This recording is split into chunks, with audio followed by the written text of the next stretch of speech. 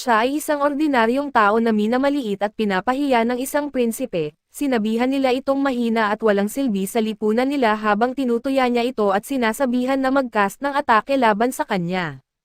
Nag-cast siya ng fire magic, kaso sobrang weak nito at lalo pang nagtawanan ang lahat at sa sandaling iyon ay sinunog ng prinsipe ang kawawang lalaki, kaso habang ito ay nilalamon ng apoy ay naramdaman niya ang kakaibang kagalakan.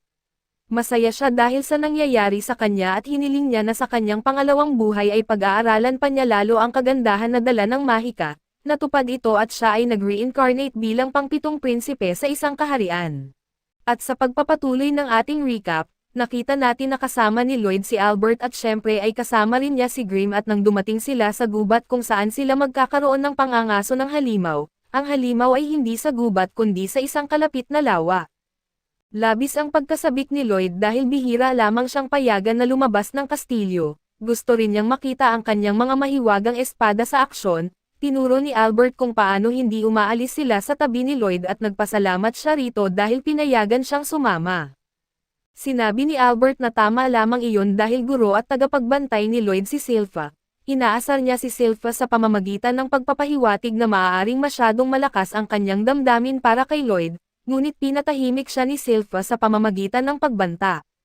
Bigla silang napalibutan ng mga kobolds ngunit itinuturing ito ng mga sundalo bilang pag-init lamang para sa pangangaso ng halimaw. Nagkunwari si Lloyd na natatakot kaso alam ni Grimm na matagal nang naaamoy ni Lloyd ang banta at isa sa mga pangunahing teknik na tinatawag na spectral detection at ito'y sa pamamagitan ng paggamit ng key breathing, ay nagbibigay kakayahan kay Lloyd na maramdaman ang kanyang paligid sa lahat ng oras.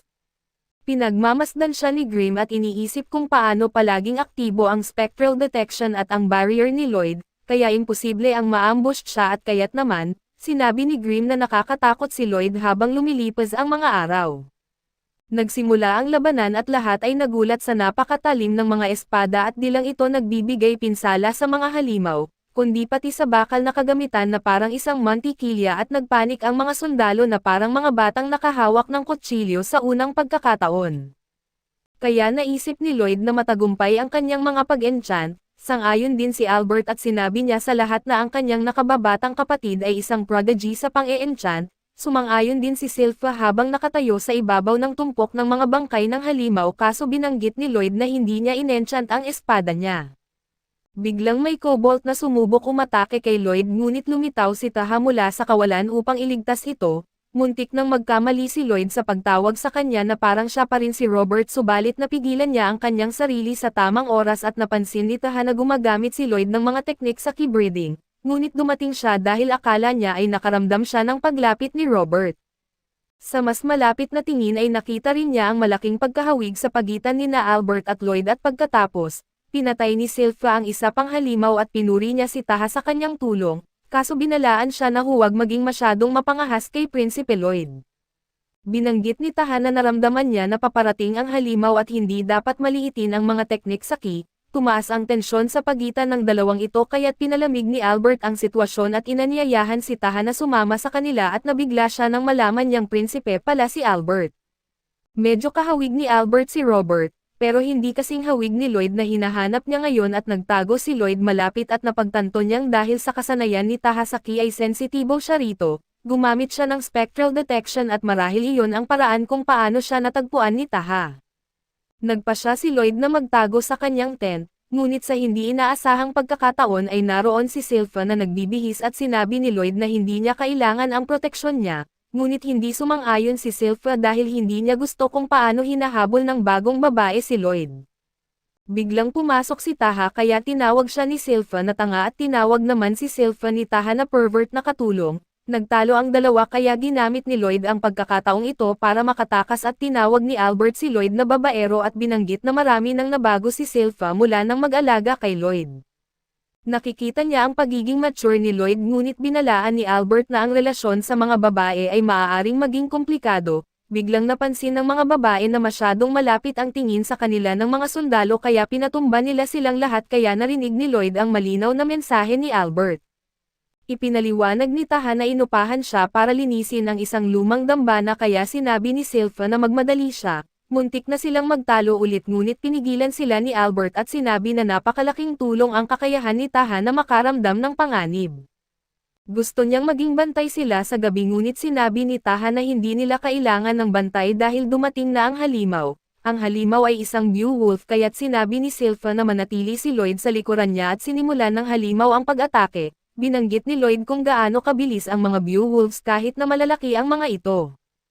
Sinubukan ni Lloyd na kausapin si Grimm ngunit tila naguguluhan ang maliit na nilalang dahil parang nakikilala niya ang dambana. Nagawang iligtas ni Taha ang ilang sundalo kaso talagang matibay ang halimaw na ito at sawa na si Albert kaya hinugot niya ang kanyang espada. Humingi siya ng paumanhin sa lobo ngunit ipinaliwanag na nagdurusa ang mga lokal na taga-nayon dahil dito, ginamit ni Albert ang kanyang espada habang binibigkas ang isang incantation at pinakawalan ang isang napakalakas na atake na sumisira sa halimaw. Namangha ang lahat na napuksan niya ito sa iisang atake lamang, subalit ipinunto ni Albert na hindi karaniwang ganon kalakas ang kanyang atake at posible lamang ito dahil sa enchant na inilagay ni Lloyd sa spellbound sword niya. Iniisip ni Lloyd kung paano siya nagdagdag ng kaunting extra sa espada ni Albert kaso hindi man lang nakikinig si Grimm, siya ay labis na nag-aalala at inihayag na may demonyong nakakulong sa malapit na dambana. Biglang nagulat ang lahat ng ang Beowulf ay nakakakilos pa rin, at may iba pang mga halimaw na lumitaw mula sa kawalan at isang boses ang nagsimulang magsalita sa kanilang grupo. Nagagalit ito dahil nasaktan nila ang isa sa kanyang mga alipin. Ang boses ay nagpakilala mula sa loob ng Beowulf at ipinakilala ang sarili bilang demonyong si Pazuzu, at nangako itong magbabayad sila ng kanilang mga buhay at pinadala niya ang kanyang mga alipin upang umatake. Madali lang silang tinalo pero ang problema ay agad silang gumagaling.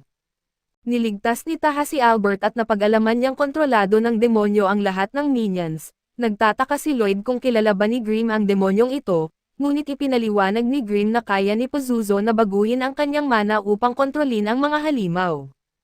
Iniisip ng mga halimaw na siya ang kanilang amo ngunit sa totoo lang, kumikilos ang kanyang mana na parang mga tali para kontrolin sila bilang mga puppet at kaya rin niyang mag-supply ng mana sa pamamagitan ng mga taling ito, kaya nagagawang mag-regenerate ng mga halimaw.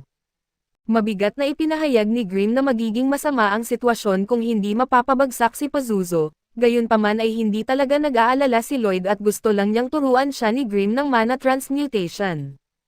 Umaasa si Sylpha na sana'y magmadali si Taha at gumawa ng aksyon, ngunit tinuro niya na wala ring ginagawa si Sylpha at sinabi ni Grimm kay Lloyd na hindi ito ang pinakamagandang panahon para matuto ng bagong bagay, dahil totoong nakikipaglaban ang iba para sa kanilang buhay. Sigurado naman si Lloyd na magiging maayos sila at pinipilit niya si Grimm na turuan siya habang pinapanood ni Pazuzu ang labanan. Binanggit niya na habang may kasanayan ang ilan sa kanyang mga kalaban, karamihan sa kanila ay nakakaligtas lang dahil sa kanilang mga armas. Sinimulan ni Pazuzu na iinsulto si Lloyd sa pamamagitan ng pagsasabing tumakbo na lang siya gaya ng isang natatakot na sanggol. Maliwanag na hindi nagustuhan ni Sylpha ang sinabi nito kaya sinabi niya sa kanya, na siguradong maraming trabaho para sa kanya na alagaan ang isang walang kwentang basura na tulad ni Lloyd. Talagang itinulak nito si Sylpha sa gilid at natakot si Taha sa kanya nang mapansin niyang paalis si Sylpha sa tabi ni Lloyd, ngunit wala siyang pakialam dahil abala siya sa pag-aaral ng bagong kaalaman. Patuloy ang pang-iinsulto ni Pazuzu ngunit matapang na sumagot si Sylpha. Sinabi niya na talagang mabaho ang mga minions at ang tanging mas nakakasuka pa ay ang hininga ni Pazuzu. Napagpasyahan niyang si Pazuzu ay nakakasagabal sa sariwang hangin ni Lloyd kaya kailangan niyang wakasan ang buhay nito. Mahinahon na hinuhugot ni Sylpha ang kanyang espada kaso ipinaliwanag ni Pazuzu na wala silang tsansang makalabas na nabubuhay dahil binibigyan niya ng mana ang mga minions kaya patuloy silang magre-regenerate ng walang katapusan, walang kakulangan ng mana ang mga demonyo kaya't hindi rin ito mauubusan. Akala ni Pazuzu ay napaiyak niya si Sylpha subalit muli niyang sinabi na ang hininga nito ang dahilan. Biglang nag-alala si Albert nang inatake ng demonyo si Sylpha kaso higit pa siyang maayos dahil pinutol niya ang mga paa ng lahat ng halimaw. Inirerekomenda niya na iwanan na lang ni Pazuzu ang bola ng balahibo na kanyang kinokontrol at binalaan na mas mabilis siyang matatalo kung hindi niya gagawin ito. Bigla nilang napansin na tumigil sa paggalaw ang mga minions at bumagal ang kanilang pag-regenerate dahil nakatuon ang demonyo sa pag-regenerate ng sarili nitong Beowulf. Maaaring may pagkakataon silang manalo tuwing ginagawa ito ng demonyo kaya sinabi ni Albert kay Sylpha na patuloy itong saktan. Handa na sana itong gawin ni Sylpha kaso inisip ni Pazuzu na sila'y mga hangal lamang at sa malapit. Tinapos ni Grimm ang kanyang leksyon kay Lloyd at ipinaliwanag niya na dapat ay may seryosong kakayahan si Pazuzu sa monotransmutation dahil hindi ito madaling gawin, kahit para sa isang makapangyarihang demonyo. Sinubukan ni Grimm na magbigay ng demonstrasyon sa kontrol ng mono at ipinaliwanag na magandang simulan ito sa pamamagitan ng pagdaragdag ng kulay dito, kasunod ang paghuhugis at pagdaragdag ng mga scent. Nahihirapan man siya rito, nagulat siya nang ipakita ni Lloyd na nahugis niya ang kanyang mana sa isang bulaklak at nagdagdag pa ng scent. Hindi makapaniwala si Grimm na napakaganda na agad ng kanyang gawa at pareho silang naglaan ng sandali upang tamasahin ang amoy. Samantala ay nasa malaking distress si Pazuzu habang binubugbog siya ni Sylpha. Hindi niya magawa kung paano walang naiiwang puwang siya at nagtataka siya kung paano maaaring maging isang simpleng yaya ang isang tulad niya. Hiniram ni Sylpha ang isa sa mga espada ng sundalo at hinangaan ito dahil inenchant ito ni Lloyd. Ang pagkahumaling niya kay Lloyd ay nagdulot ng interes kay Pazuzu kaya nagdeklara ito na gusto niyang siyasatin si Lloyd. Ipinakita ng demonyo ang kanyang napakabilis na bilis ngunit patuloy niyang ininsulto si Lloyd na lalo lamang nagpagalit kay Sylpha. Kinain ng demonyo si Sylpha at pinagtawanan siya dahil sa pagiging tangang tao na nalinlang sa kanyang pang-uudyok. Nagulat siya nang buhay pa rin si Sylpha at hinati niya sa dalawa ang katawan ng Beowulf.